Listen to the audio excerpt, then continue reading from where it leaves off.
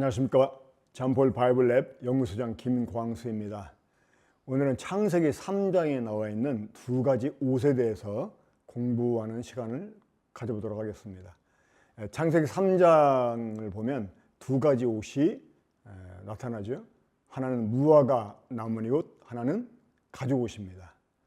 인간이 하나님이 따먹지 말라고 한 이 선악을 알게 하는 나무 열매를 먹고 이제 선악을 하는 죄를 가지게 됩니다.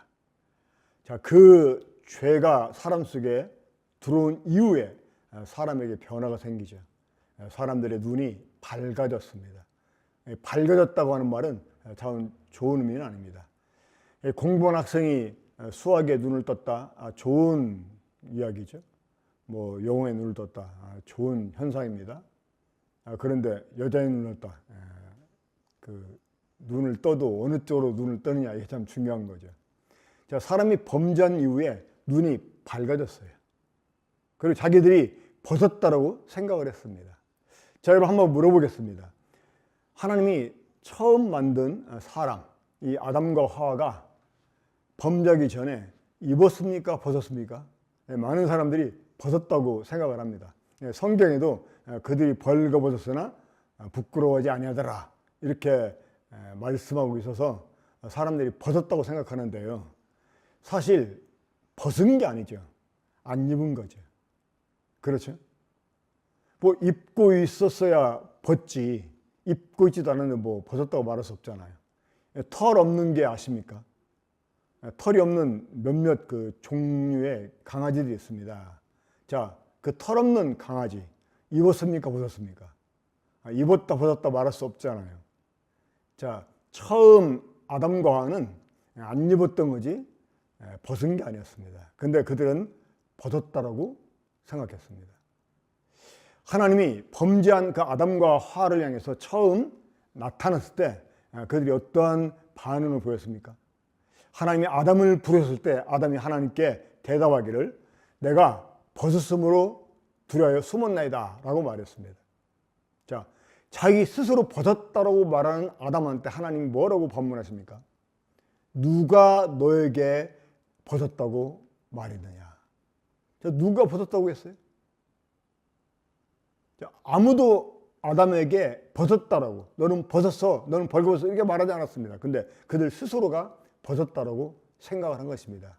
실제로 벗겨진 게 있었죠. 의가 벗겨졌을 것입니다. 이 의라고 하는 것은 죄가 하나도 없거나 죄가 있어도 완벽하게 가려진 상태라고 말할 수가 있습니다.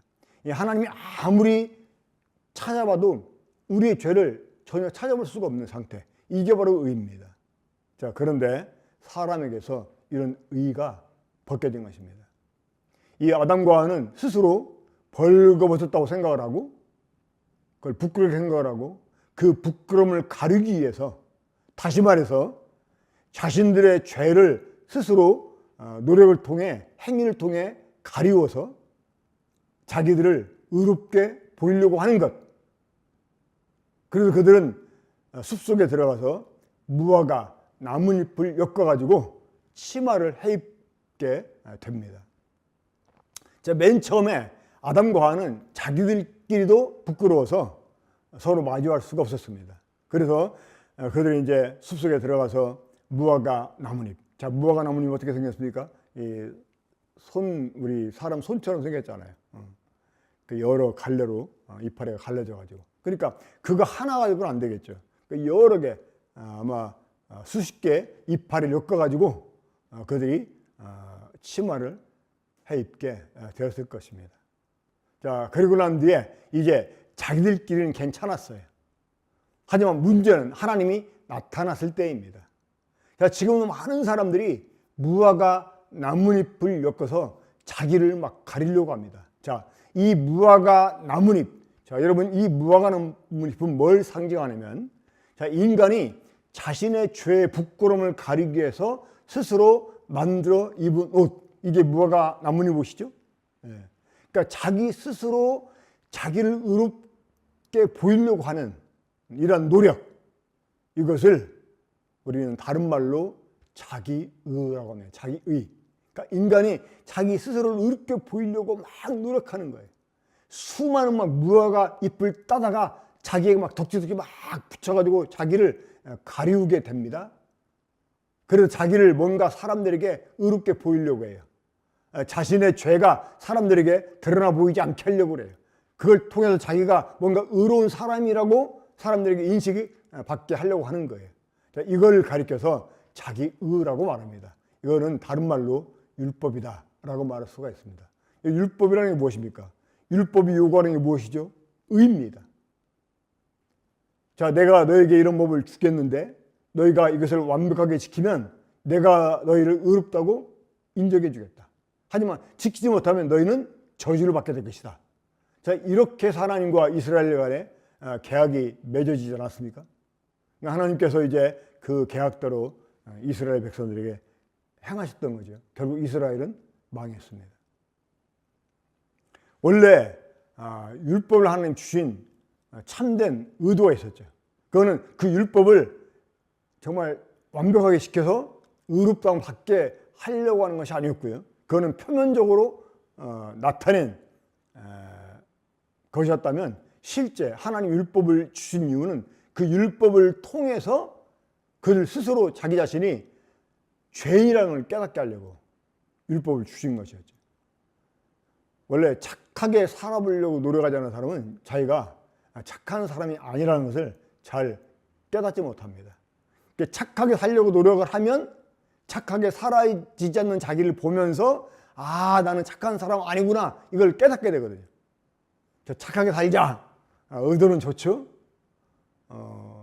우리 그런 거 칭찬하고 또 격려해 줄 수 있는데 문제는 그렇게 사람이 살 수 있냐는 것입니다. 율법이 완전하지만 그 율법 자체를 완전하게 지킬 사람은 단 한 사람도 없습니다.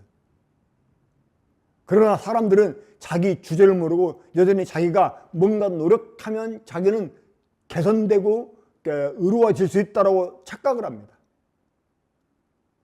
그리고 자기들이 율법을 따라서 나름대로 착하다고 또 정직하다고 생각하는 것들, 그것들을 막 사람들이 행해가지고 자기를 돋보이게 사람들이 노력합니다.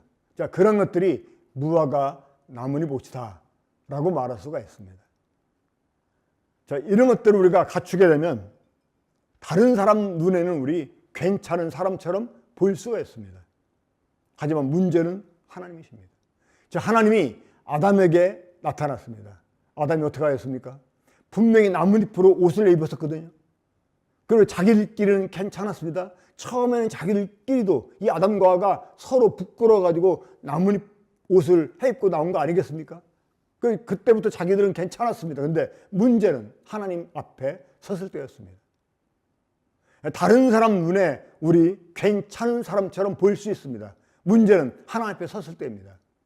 하나님은 사람들의 마음과 이 마음의 그 모든 것을 다 감찰하시고 아시는 분이십니다.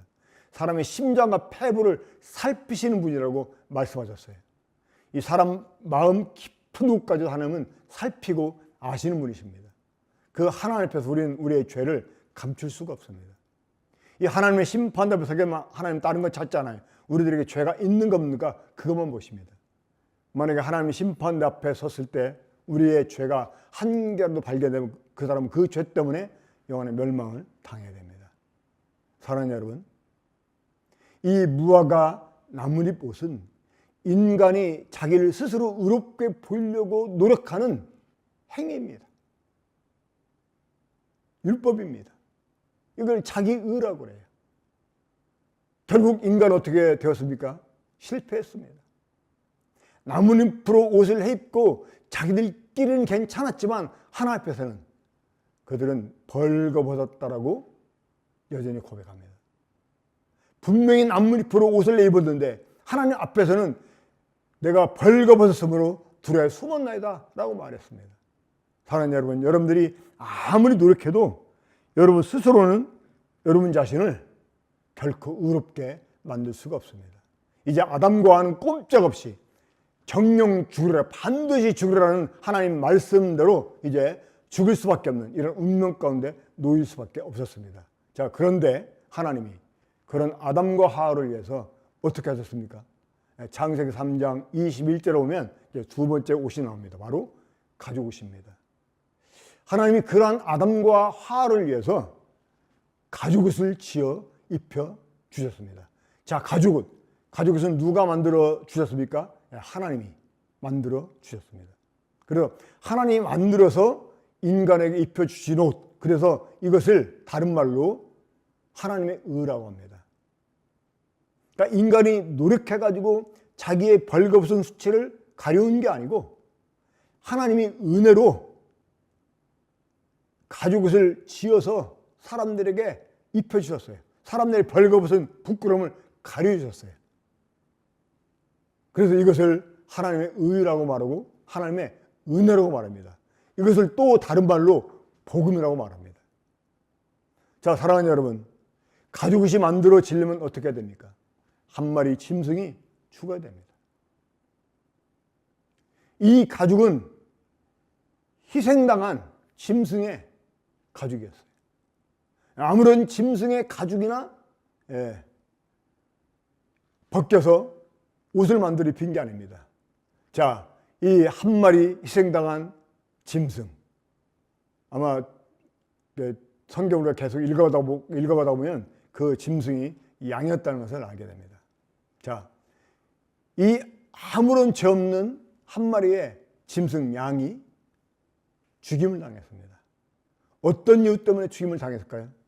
그 양은 마땅히 자신의 죄 때문에 죽어야 될 이 아담과 하와의 죄를 대신 짊어지고 죽임을 당한 것입니다. 이 범죄한 아담과 하와, 반드시 죽으리라 라고 말씀하신 대로 하나님이 아담과 하와를 심판해야 되는데 하나님은 그들을 직접 심판하기보다 그들을 위해서 하나님이 한 마리 양을 준비하시고 그 양에게 아담과 하와의 모든 죄를 짊어지게 하셨다고 하는 것입니다. 그리고 아담과 하와를 죽여야 될 칼을 가지고 아담과 하와의 죄를 짊어지고 있는 양을 대신 죽여서 그 양의 피를 다 쏟고, 원래 레위기 17장 11절에 보면 육체 생명이 피에 있다고 그랬어요. 이 피가 죄를 속한다, 이런 말씀이 있습니다. 원래 희생 제물을 죽이면 그 희생 제물의 피를 제단 밑에 다 쏟아 부었습니다.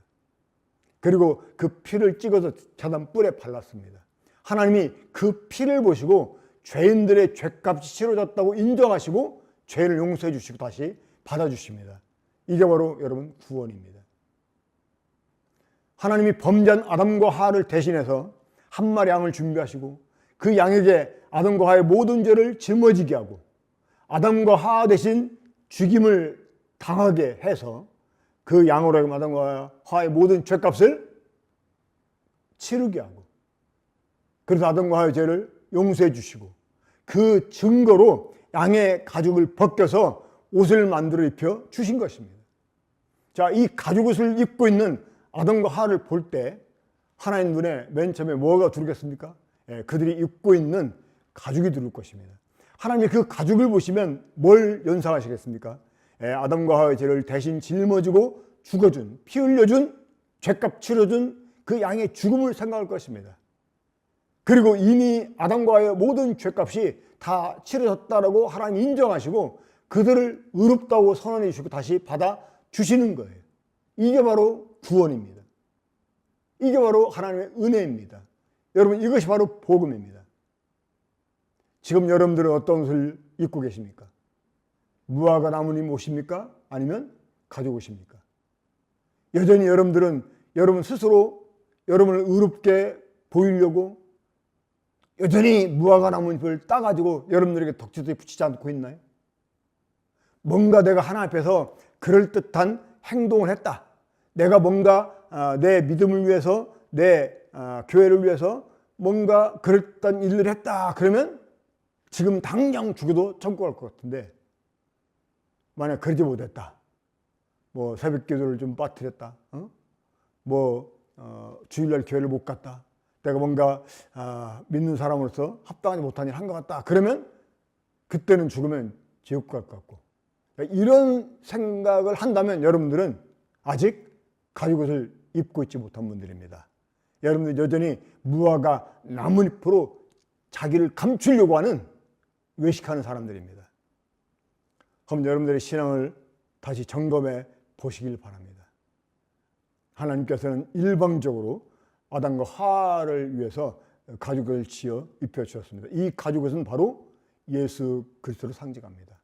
우리들의 모든 죄를 짊어지고 단번에 영원히 우리의 모든 죄값을 다 갚아주신 예수 그리스도, 다 이루었다라고 말씀하신 예수 그리스도, 우리가 이분을 믿게 되면 우린 이 예수 그리스도로 옷을 입게 됩니다. 갈라디아서 3장 27절에 보면 누구든지 그리스도 합하여 그리스도 합하기 위하여 침례를 받은 자는 그리스도로 옷 입었느니라 라고 말씀했습니다. 우리가 예수 그리스도를 믿음으로 받아들이게 되고 우리가 그분 안에 거하게 되면 우리는 바로 예수 그리스도로 옷을 입게 되는 것입니다. 침례 혹 세례는 이 그리스도 연합을 의미합니다. 그리스도의 죽으심에 연합되고 그리스도의 부활에 연합되는 것을 상징하는 것입니다. 그래서 우리가 예수 그리스도를 믿음으로 믿음을 고백하는 이란 우리가 침례를 받게 되면, 물론 꼭 침례를 받아야지만 그리스도 옷 입는 게 아니죠. 이 침례는 아까도 말씀드렸듯이 그리스도와 연합을 상징합니다. 우리가 그리스도를 믿음으로 받아들이게 되면 우리는 그리스도로 옷을 입게 되는 것입니다. 여러분 가운데 한 분도 빠짐없이 이 가죽옷을 입으시게 되기를 바랍니다. 감사합니다.